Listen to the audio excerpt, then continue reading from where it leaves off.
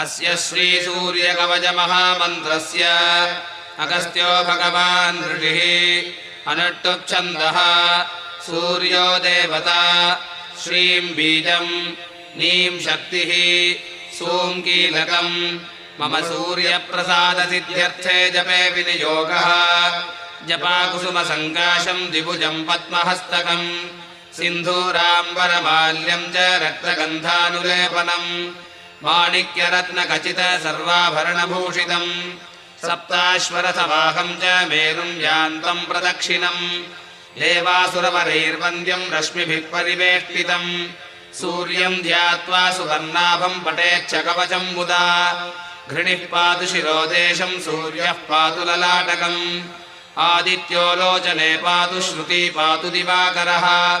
ग्रहाणं पातु सदा भानुर्मुखं पातु सदा रविः